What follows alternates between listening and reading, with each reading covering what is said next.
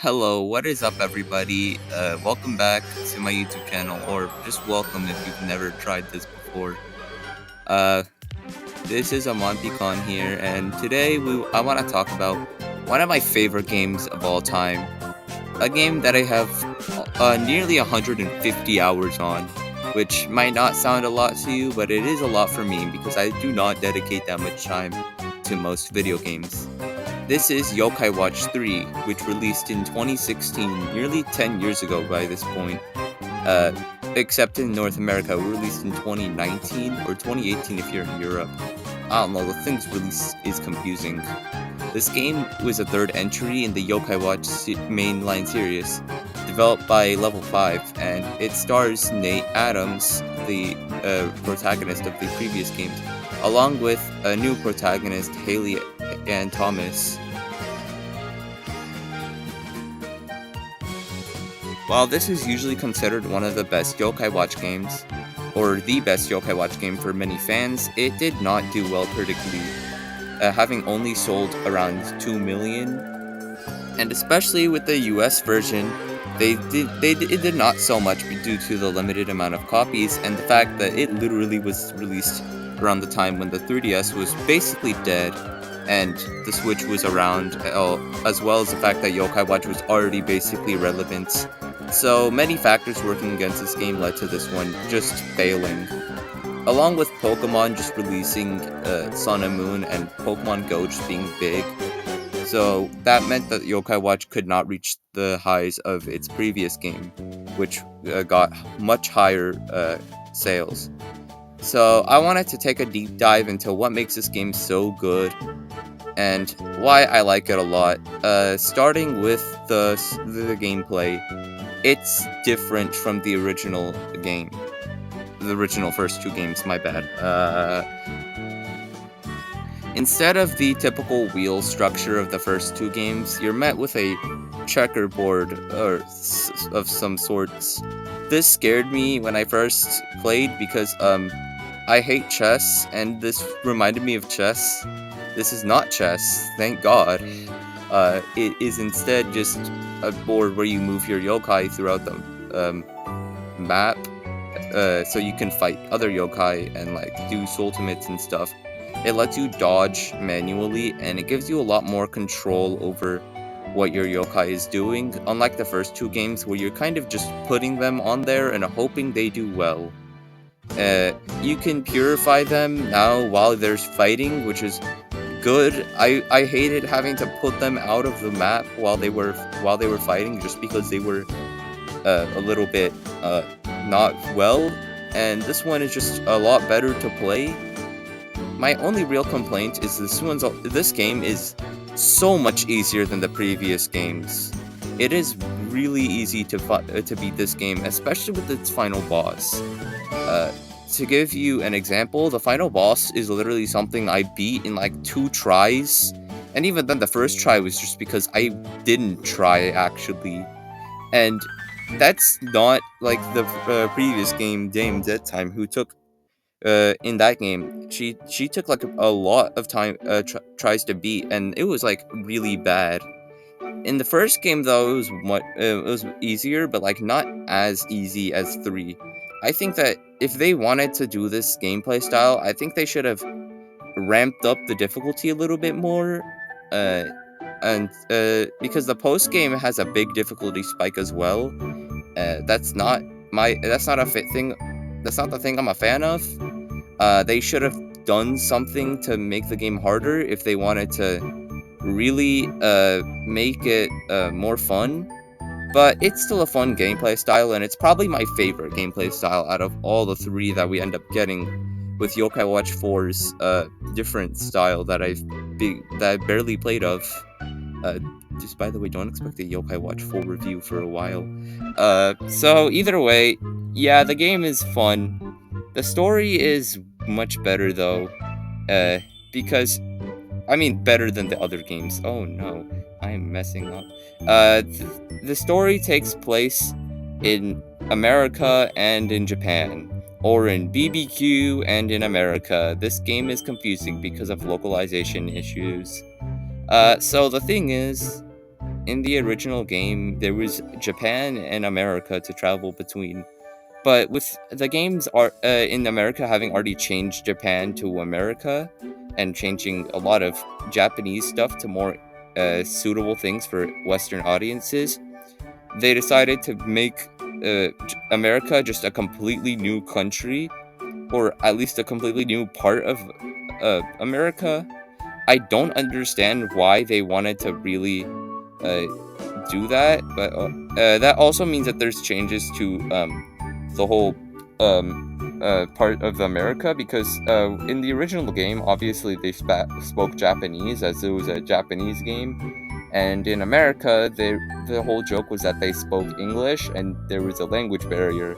But with the characters already speaking English, there was a bit of an issue, so they had to change the English that the other Westerners spoke to a far more cowboy style English, but also overly cowboy. So then you get like the weirdest dialogue known to man, while these guys are trying to decipher what they say. To be honest, it's just weird, and I can understand it though. So I'm not really gonna dock them because it's that much of an issue.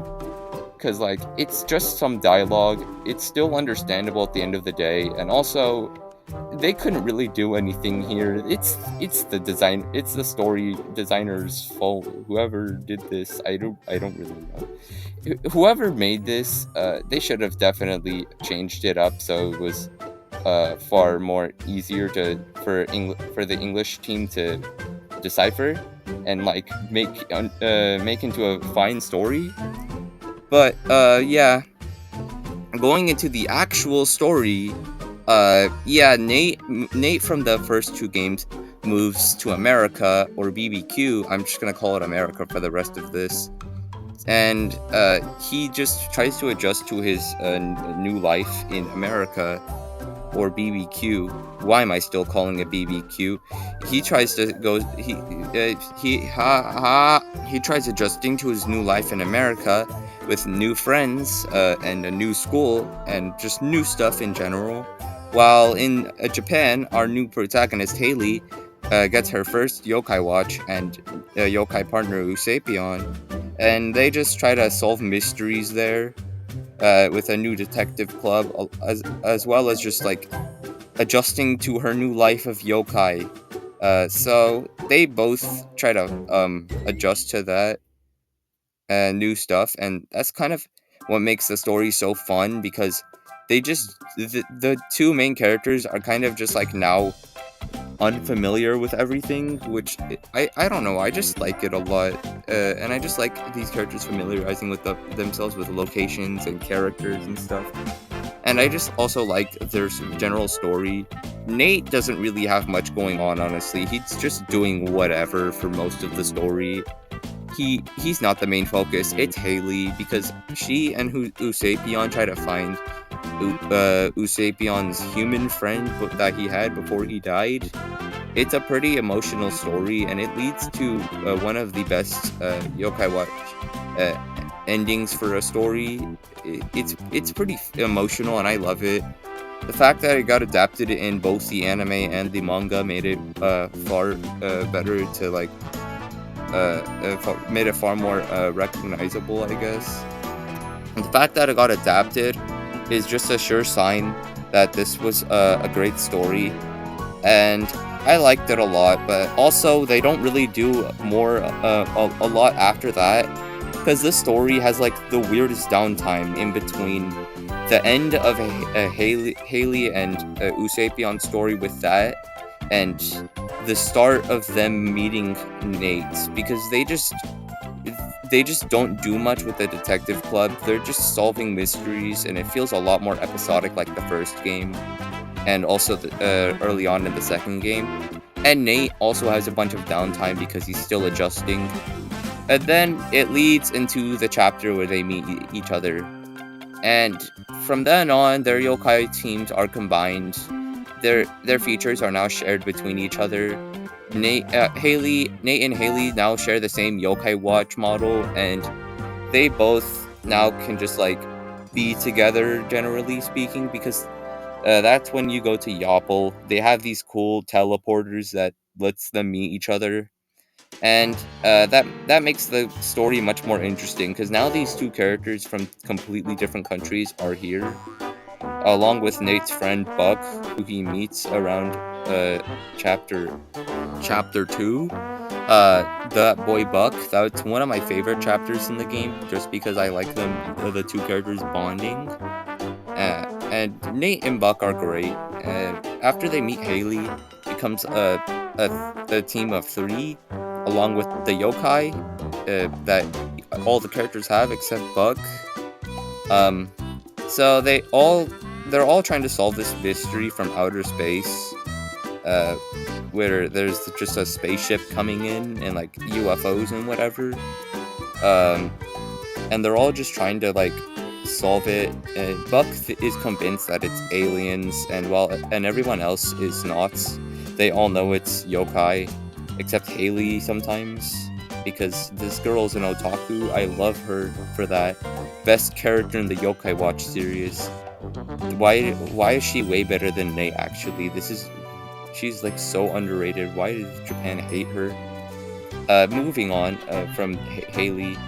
Yeah, this is a fun storyline, and from then on, like they're just trying to solve that along with some other mysteries, and it gets a little bit episodic here too, and the pacing gets a little bit slow again, but it's not as bad as previously. They learn that Buck is rich. They learn a lot of other cool stuff, and they just generally bond with each other a lot more. They travel into like different islands and cool things, and these 3 just like are really fun to like watch interact with each other. So the story isn't really slowing down all too much, but it's still an issue. Uh, I still think that the pacing of this game is pretty bad in some areas. I mean, it's to be expected. Doubling the length of the game in the series is gonna cause some issues.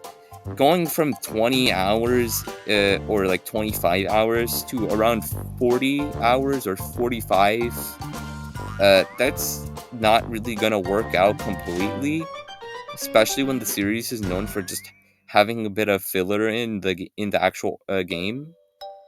Uh, so yeah, but it's still a fun thing. I like it. There's also the even cooler Yokai Watch Blasters T within the game. Probably my favorite iteration of Blasters in general. The Blasters gameplay's always had been a mixed bag, but this one just like makes it more of a grindy dungeon crawler game, which might seem bad, but honestly, it's really fun to just like go through these dungeons, ascend through floors, and beat up bosses. It could be a little bit faster, honestly, but it's still a really fun iteration of Yokai Watch Blasters. That makes it really cool, and it feels like a full campaign, honestly, because there's just so much content within Blasters T alone. Uh, and I'm really surprised about how much there is.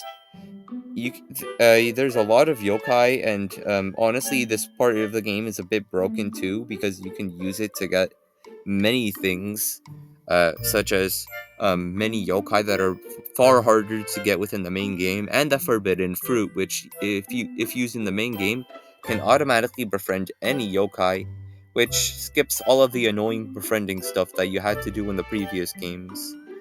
Uh, Even if it's still a bit of a grindy game or grindy sub game, I guess it's still probably a really good addition to the game. And honestly, this is one of the best elements of Yokai Watch 3. It's just it didn't need to be here, but they added it in regardless. And it wasn't even a part of the original game. It was added in an update, which makes it so crazy that they just crammed in so much on an update, especially on a 3DS game update. And I'm really surprised that they were just able to do all of this on one update. Uh Either way, it's a really fun little thing to play. My only gripe with it is just like it's a bit too. It makes the game a bit too easy already. Like I already know the game is easy, but this is the thing that makes the game even easier. This and the QR codes, because there are so many QR codes, hacked and unhacked, that just give you so much within the game. That I like the QR codes, honestly, because they give you some stuff that are like really fun to use within the game. I've said fun about like 50 different times in this video, and I probably won't stop. But it's also just a little bit too like cheating, a bit of a cheating feel. It makes it like real. It's still fun to use them.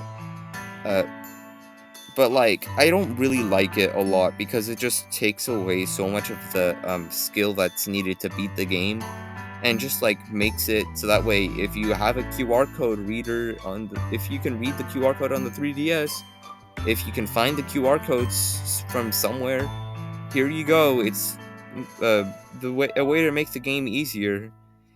It's the same way I feel about how amiibo is used in video games to make it easier. It's not good, it's kind of just mid. I don't really want to make the game easier by paying or by looking for it. I just want to play the game normally. I didn't even use a QR code when I played this game, actually. I played this game fully without the QR code, and that's what made this fun. Yeah, but moving on. Well, and then the final couple chapters sees them move into the new Yokai City, and the Ghoulfather is taking over, along with his henchman Agent X, who you've met a few previous times in the game, and uh, yeah, they start taking over everything. The stakes start actually ramping up for once. This is like the highest stakes there's ever been in a Yokai Watch game. Actually, maybe 2 is still higher. Either way, he's like gonna take over the whole universe and whatever, and they've gotta stop him. They also learn his Agent X's tragic backstory, along with the Ghoulfather's tragic backstory. Both Ghoulfather having been shunned and having taken in Agent X. And then you kill Agent X. It's kind of weird how they just kill him. I wish that they maybe kind of redeemed him or something, because he's definitely got some redeeming qualities and he could be a good guy. I think he could they could have definitely redeemed him and like separated him from the Ghoulfather. But hey, it's not that bad. They beat the Ghoulfather. The story ends. Except actually doesn't, because there's still 2 more chapters, including the Zen challenge, which lets you go through that Zen tower, which is less of an actual chapter and more just an excuse to make you just go through that thing. But it's still after that, it's just that's when the story truly ends. Except also still not, because there's so much content in this game. Oh my god, there's like so many different things, either pulled from the previous games or just completely new, that makes this game so fun to just play for hours on end. There's so much content in this one that makes it so much hard. It makes it so hard to just put it down, because there's just way too much, and that's not a bad thing, honestly. The quantity is amazing. There's over 600 yokai in this game, and which is crazy for a series that's only had around 3 games by this point. I mean, for comparison, Pokemon was only introducing less than 100 each game. Meanwhile, Yokai Watch was bringing in so many. Although, to be fair, you could argue that Recolors is a bit weird to count as actual yokai, like, separate, which I agree with a little bit. But whatever, it's still fun to just 100% everything. This is one of the best games on the 3DS as well, with its presentation. The graphics are even better than the first 2 games somehow. There's a great cutscenes, voice acting, Pokemon, and the soundtrack is just like really fun to listen to. I really like the theme song. they didn't use the English Yokai Watch theme for the fifth goddamn time. They actually made a new theme, and it was like really good. Well, actually, it wasn't a new theme. It's a Japanese theme from Sukiyaki. I'll explain that part in a bit. And it's really fun. Only big issue with 100%ing is that there's a bit of a weird thing where in the English version where you have to choose what side you choose.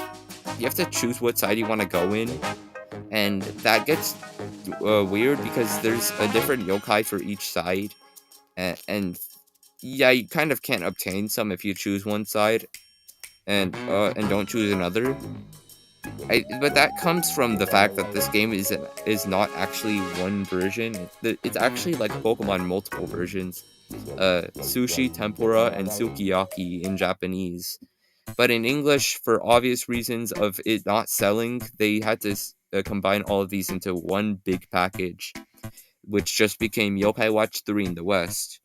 Um, and that makes it a little bit weird because they do change a lot of aspects of the game, so that way it can fit everything can fit into one campaign. But they don't make everything seamless. There's like it's still obvious that it's supposed to be two different versions. Well, at least obvious if you know it. Like you can see it. When you play the game, you're gonna see like stuff like, oh, choose what side you want to be on, or this is exclusive to one side. It makes it obvious that this was supposed to be two different games and not just one. But either way, it's such a content-packed game, and it's still one of my favorite Yokai Watch games. And it sucks that this one just failed to gain everybody's attention, because it is genuinely one of the best 3DS games as well. If you really like Yokai Watch, you would love this game. If you like just RPGs in general, I think you might find some things to like about this one. So yeah, that's basically it for what I'm gonna say. Uh, I hope you guys enjoyed my video. If you did, good for you. Uh, have a cookie, be safe, uh, play Yokai Watch 3, wait for my next video, maybe. Bye.